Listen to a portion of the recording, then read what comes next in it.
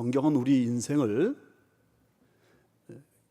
길이라고 하는 표현으로 설명하는 내용이 많습니다. 야곱은 자기 인생을 내 나그네 길이라 그렇게 말했습니다. 나그네의 삶, 나그네의 길, 이것은 신앙인물만이 아니라 모든 사람이 일반적으로 생각하는 그런 표현입니다. 그래서 우리 한국 사람들은 인생은 나그네길, 어디서 왔다가 어디로 가는지 뭐 그런 노래만 나오면 마음이 열리고 괜히 따라 부르고 싶고 그런 마음입니다. 그런데 이 나그네 길이라고 하는 이 말 속에는 사실 외로움이 묻어 있습니다. 그리고 허무함이 있습니다. 어디서 왔는지 그리고 어디로 가는지 잘 모른단 말입니다.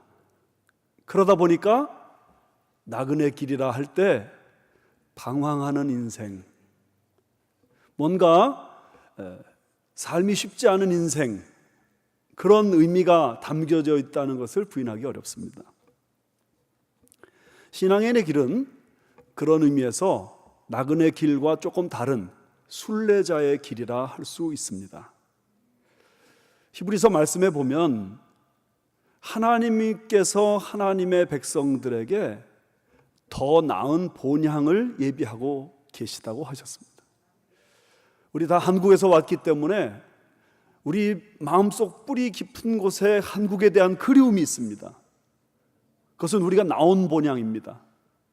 그런데 사실 예수 믿는 하나님의 백성들에게는 나온 본향 이상의 더 나은 본향, 하나님 나라가 있습니다.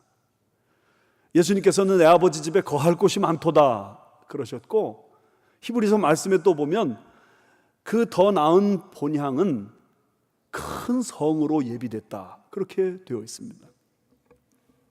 그런 의미에서 신자는 가야 할 곳이 있는 사람이고 만나야 할 분이 있는 사람입니다. 여기에는 목적지에 대한 확신이 있습니다. 그리고 그곳에 갔을 때 내게 주어질 기쁨, 만족, 행복에 대한 기대감이 있습니다. 순례자의 길도 외로움이 있고 또 어려움이 있지만 이 순례자의 길이 언젠가 끝나는 그날 힘든 삶, 어려운 삶이 다 보상받는다는 그런 믿음이 있기 때문에 이 순례자의 길은 나그네의 길과는 좀 다른 길이라고 말할 수 있습니다. 근데 또 하나의 길이 성경에 나옵니다.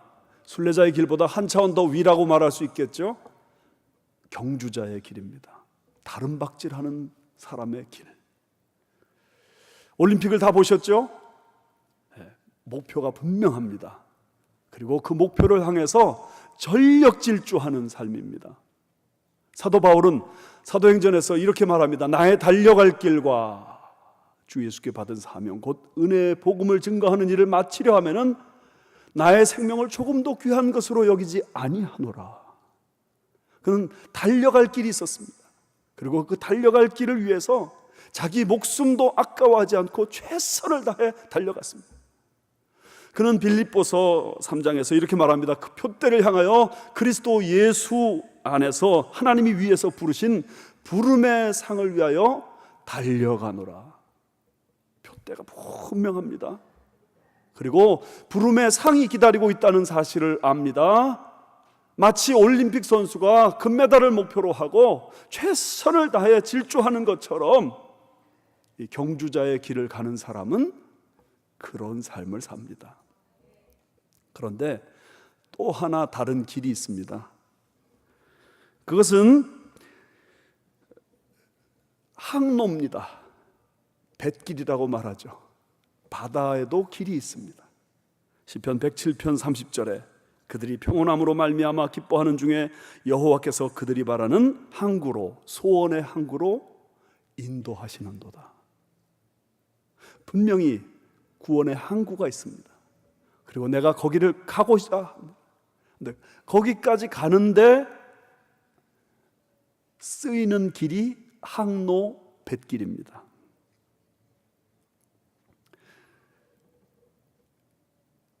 육지 위의 길과 달리 바다 위에도 길이 있는데, 그 길은요, 한 번 잃어버리면 그야말로 거기서 인생이 끝장나 버릴 수도 있습니다. 동서남북 사방이 다 바다인데 그 망망대해에서 내가 길을 잃어버리면 도대체 어디로 가야 된다는 말입니까? 똑바로 간다고 생각하고 계속 가봐도 이상합니다. 가면 이제 이 어떤 한 육지가 나올 거라고 생각되는데, 아니요, 이상하게도 뱅뱅 그 저리를 맴돌게 되어 있습니다. 나침반이 중요한 이유가 바로 거기에 있습니다. 방향이 어느 쪽인지 알지 못하면 이 항로에서 이탈되어서 내가 목적한 소원의 항구, 내가 바라는 그 항구 갈 수 없습니다. 오늘 여기 2장 1절 말씀 보면 흘러 떠내려가지 않게 하라는 말씀이 나옵니다. 흘러 떠내려가지 않도록 함이 마땅하다.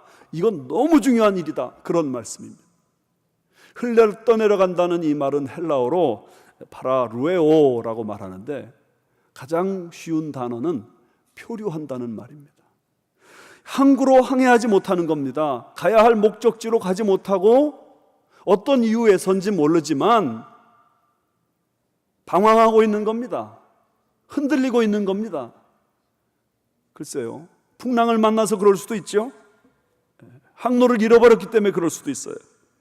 해류에 밀려 떠내려갈 수도 있습니다. 아니면 선상반란이 일어나가지고 자중질환으로 이 배가 어떤 방향을 향해 나가지 못하고 그 자리에서 뱅글뱅글 맴도는 겁니다. 방향키가 작동하지 않을런지도 모르겠어요. 아니면 모터가 고장이 나버렸습니다. 어떤 이유인지 모르지만 이 배가 가려고 하는 목적지로 가지 못하고 그냥 바람 부는 대로, 물결 치는 대로 떠내려가고 있는 이것을 파라루에오, 그렇게 말합니다. 만약 목적지가 가도 그만, 안 가도 그만 이라면 큰 상관없습니다. 뭐 안 갈 거 뭐 안 가는데 뭐 어떻겠어요. 그러나 만약에 결코 가지 않으면 안 되는 곳이라고 한다면, 내가 반드시 가야만 하는 그런 목적지라고 한다면 이거 정말 심각하죠. 우리의 목적지가 어디인가요? 여러분의 목적지 어디입니까? 오늘 여기 2장 3절 말씀 보면 이같이 큰 구원, 이것이 우리의 목적지라고 가르쳐 줍니다. 단순히 큰 구원이라고 말하지 않았습니다. 또 그 큰 구원, the great salvation, 그렇게 말하지 않았습니다. 이같이 큰 구원, so great salvation. 어떻게 설명할 말이 없습니다. 더 큰 목적이 우리 인생 중에 없다는 겁니다. 인생이 추구할 가장 큰 목적지, 그것을 한마디로 구원이라고 하는데, 지금 이 히브리서 기자는 이같이 큰 구원이라고 그 한 말로 설명하는 것입니다. 그러므로 이같이 큰 구원, 이거 놓쳐서는 결코 안 된다. 인생이 짧습니다. 이 짧은 인생이 끝나고 나면 누구나 죽음이 기다리고 있는데 그 죽음 뒤에 심판이 기다리고 있다고 합니다. 그 하나님의 엄위한 심판을 피할 수 있는 사람이 세상에 누가 있겠습니까? 그런데 그저 예수님을 믿기만 하면 이 심판을 피하여 영생을 얻게 된다니, 이같이 큰 구원을 놓쳐서야 되겠습니까? 우리 생애에 이것만큼은 절대로 일어나서는 안 되는 일입니다. 여러분, 딴 거 놓칠 수 있는 것들이 우리 삶 가운데 많이 있습니다. 사실은 중요한 것 같은데 놓쳐도 큰 차이 없는 것들이 삶에 많이 있습니다. 돈도 있다가도 없고 없다가도 있고, 친구도 있다가도 없고 없다가도 있고, 우리 삶에 중요한 것 같이 보이지만 그렇게 실제로 중요하지 않은 것일 수도 있는 게 많습니다. 그러나 중요한 것 같이 보이지 않지만 정말 중요한 것, 그것이 무엇이냐? 이같이 큰 구원, 이것입니다. 이같이 큰 구원을 흘러 떠내려 보낼 수도 있다. 오늘 하나님의 말씀이 그렇게 말하고 있는 겁니다. 사실 히브리서를 여러분 진지하게 읽으셔야 됩니다. 왜냐하면 이런 문제를 집중적으로 다루는 말씀이 히브리서입니다. 한 번 구원받으면 그것으로 끝이 아닌가. 그런데 히브리서는 말합니다. 구원받은 그것도 흘러 떠내려 보낼 수 있다. 어떻게 생각하십니까? 성경 공부 좀 제대로 하신 분들은 이런 말씀 들으면 고개를 갸웃거립니다. 아니, 한 번 구원받으면 끝이지. 영생 받으면 그것으로 끝이지. 그 영생을 잃어버릴 수도 있단 말인가? 구원받은 거 놓쳐버릴 수도 있단 말인가? 이런 질문은 사실 정당한 질문입니다. 요한복음 5장 24절에 내가 진실로 진실로 너희에게 이르노니, 예수님 말씀입니다. 내 말을 듣고 또 나 보내신 이를 믿는 자는 영생을 얻었고 심판에 이르지 아니하나니 사망에서 생명으로 옮겼느니라. 영생을 이미 얻었다고 과거적 사실로 그렇게 설명하고 있습니다. 그리고 앞으로는 사망에서 심판으로 이미 옮겨졌기 때문에 이제 누구도 심판받지 않는다. 주님의 말씀입니다. 요한복음 10장 28절에 내가 그들에게 영생을 주노니 영원히 멸망하지 아니할 것이요 또 그들을 내 손에서 빼앗을 자가 없느니라. 주님이 우리에게 영생을 주셨기 때문에 한 번 영생을 선물로 받은 그 사람은 그 영생을 잃어버리지 않는다는 말씀입니다. 주님이 한 번 우리를 손으로 꽉 잡아버리셨기 때문에 잡으실 때 이렇게 잡으셨어요. 보세요. 우리를 이렇게 잡으셨어요. 내가 이렇게 주님을 잡았어요. 그런데 나는 놓을 수 있어요. 그런데 주님은 나를 안 놓으시는 거예요.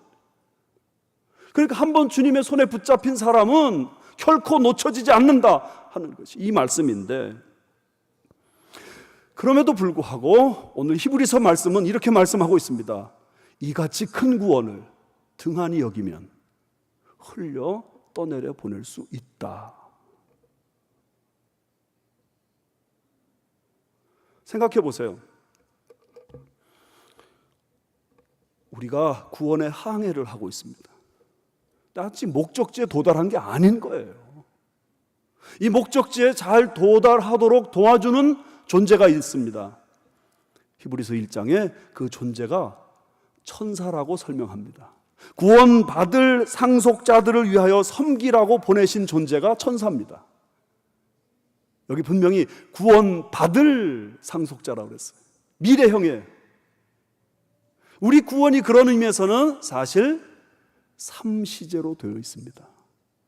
내가 예수님을 믿는 그 순간 과거적으로 내가 모든 죄로부터 용서받았습니다. 이것이 우리가 받은 구원입니다. 그러므로 이제 그리스도 예수 안에 있는 자에게는 결코 정죄함이 없나니, 우리 과거에 지은 모든 죄에 대해서 주님이 과거적으로 다 십자가에서 다 용서해 주셨다 그 말입니다. 그런데 미래적 구원이 남아 있습니다. 구원의 항해를 계속해서 어느 날 우리를 기다리시는 그분을 만날 그 시간이 서서히 다가오고 있습니다. 미래적 구원입니다. 그럼 우리는 어디 있는가? 과거적으로는 이미 구원받았고 미래적으로는 앞으로 구원받을 것이고 현재적으로는 과도기 선상에 있습니다. 이 과도기에 이 구원의 항해를 하는 이 시간을 우리가 어떻게 보내야 되는가? 사도 바울은 빌립보서 2장 12절에 이렇게 말합니다. 항상 복종하여 두렵고 떨림으로 너희 구원을 이루라. 다시 항상 복종하라는 말씀입니다. 두 번째, 두렵고 떨림으로. 이거 흘려 떠내려 보낼 수도 있기 때문에 두렵고 떨리는 마음을 가져야 된다 이거예요. 그러므로 너희 구원을 이루어내라.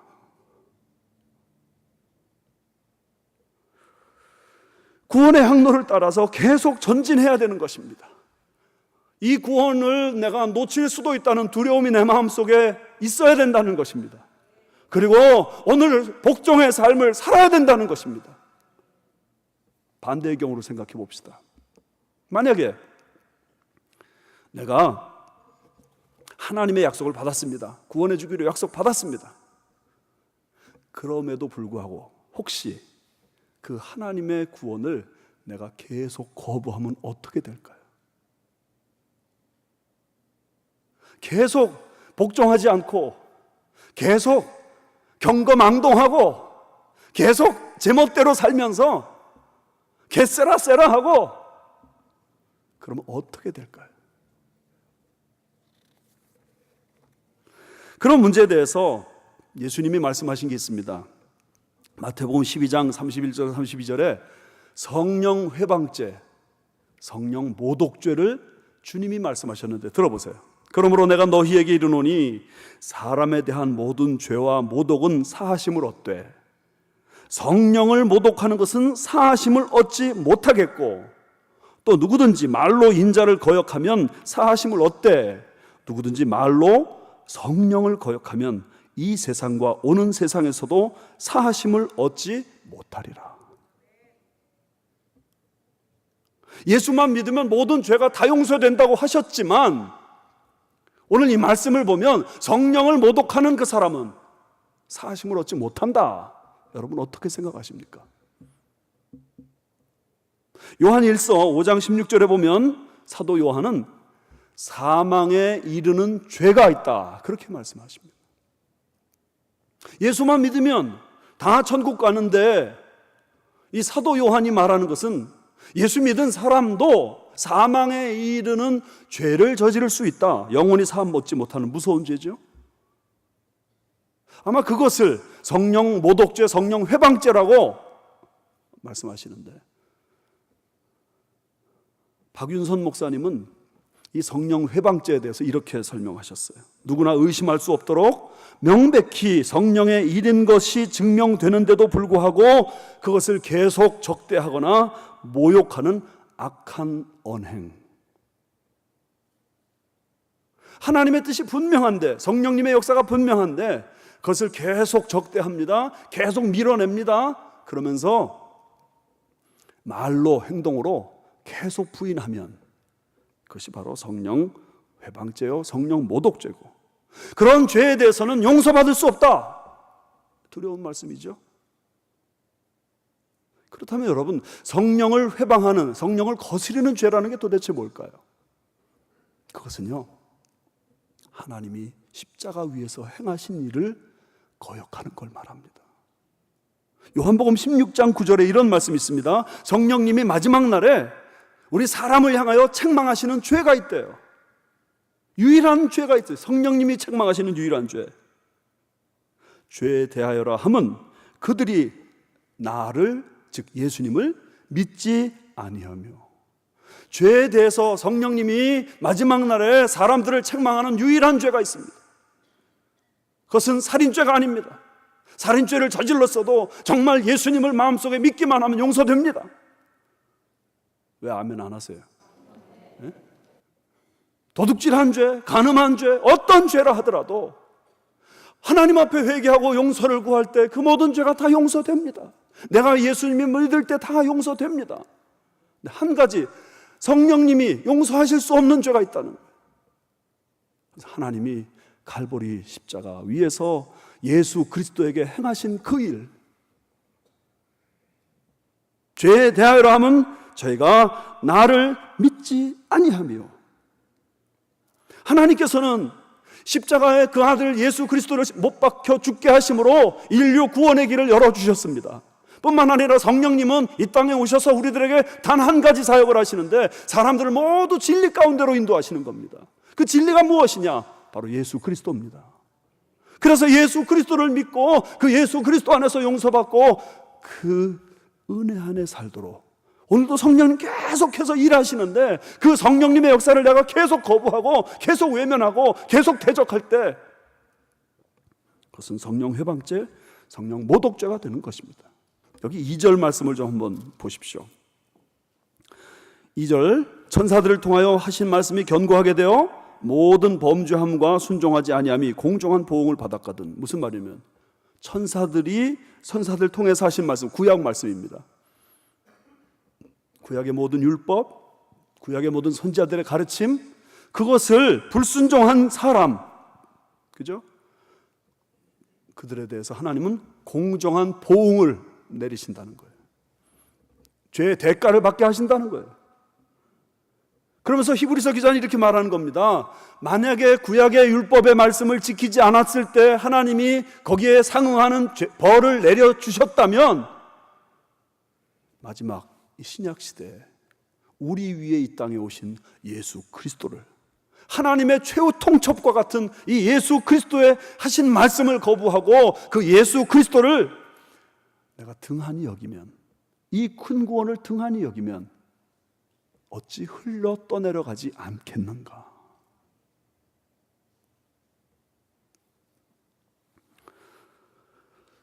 그렇다면 왜 흘러 떠내려가는가? 왜 흘러 떠내려 보내는가? 두 가지 이유를 말할 수 있습니다. 첫 번째는 이 세상 풍조 때문입니다. 에베소서 4장 14절에 이런 말씀이 있습니다. 사람의 속임수와 간사한 유혹에 빠져 온갖 교훈의 풍조에 밀려 요동한다. 사람의 속임수가 있다는 겁니다.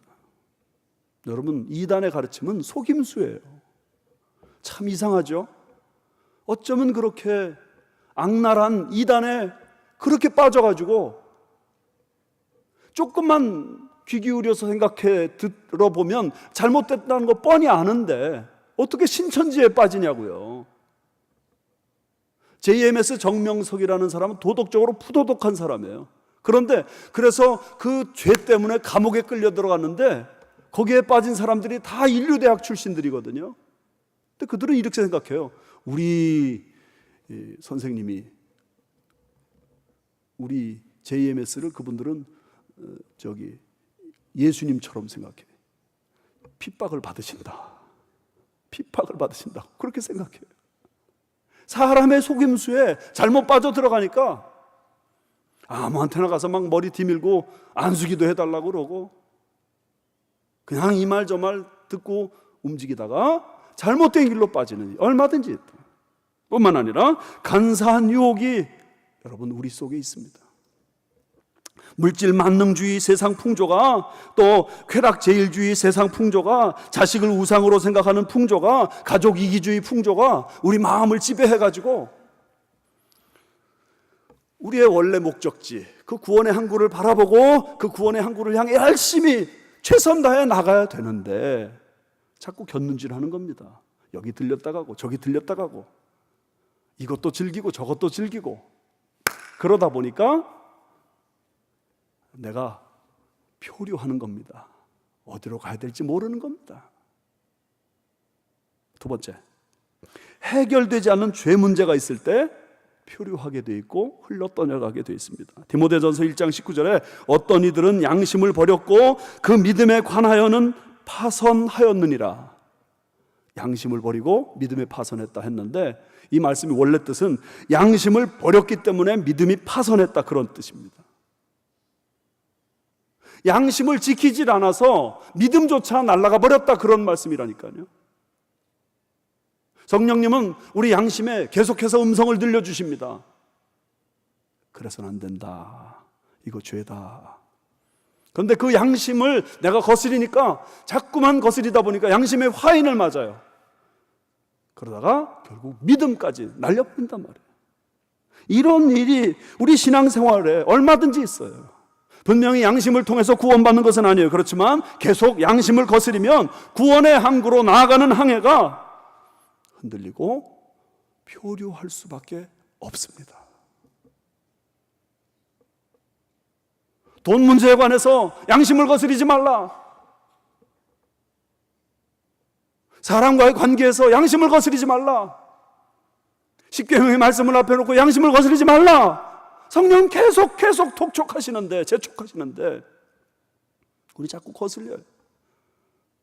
그러다 보니까 어느 날 믿음이 깨져버리는 거예요.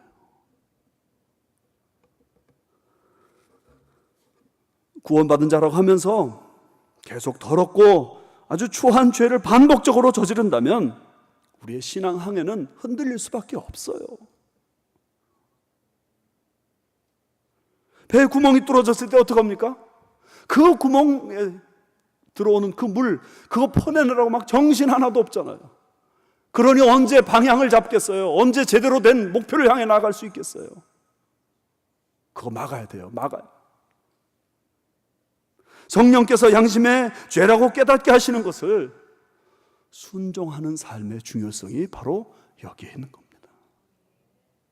우리의 받은 이같이 큰 구원은 등한히 여기다 보면 흘러 떠내려가 버릴 수 있다.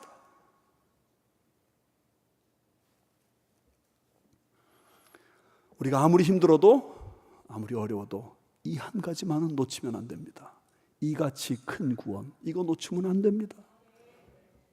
이것을 등한히 여기면 안 되고 흘려 떠내려 버리면 안 됩니다.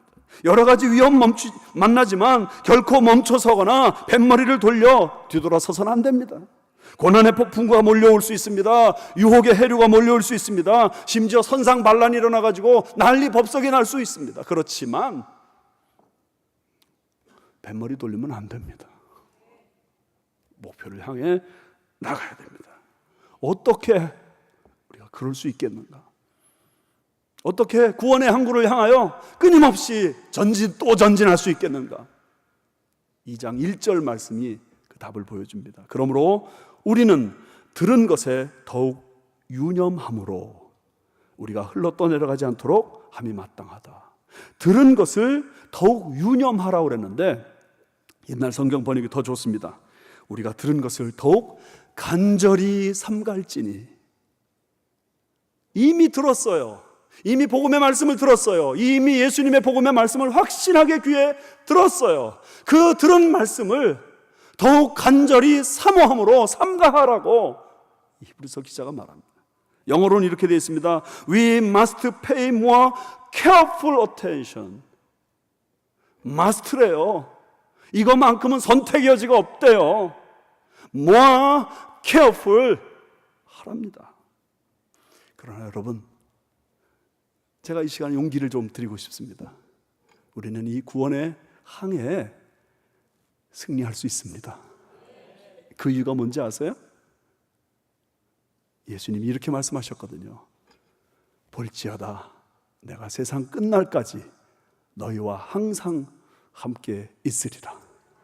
그 예수님이 함께 하시는 모습 사진으로 한번 보실래요? 많이 보셨죠? 저 청년이 저 거친 바다에서 항해합니다. 자기 힘으로 갈 수가 없어요. 어느 방향으로 나가야 될지도 몰라요. 그런데 그 청년 뒤에 어깨에 손을 얹으신 예수님이 한 손으로 방향을 가르쳐 주십니다. 주님이 함께 하시는 한 우리는 아무리 연약한 자라 하더라도, 여지껏 아무리 실패하고 실수한 자라 하더라도 구원의 항구를 향해 나갈 수 있습니다. 육지의 길과 바다의 길이 다른 점이 뭔지 아세요? 육지의 길을 잘못 갔을 때는 거기서부터 다시 원점으로 돌아와야 되죠. 그런데 바다에서는요, 방향만 바꾸면 돼요. 다시 돌아갈 필요도 없어요. 방향만 바꾸면 돼요. 우리 주님이 우리를 도와주셔서 우리 마음의 방향을 제대로 바꿔서 이제 주여 주님과 함께 내가 이 길 가기 원합니다. 이 뱃길 따라가기 원합니다. 이 항로로 나가기 원합니다. 날 도와주십시오. 기도할 때 주께서 우리를 승리의 길로, 구원의 항구로 인도해 주실 줄 믿습니다.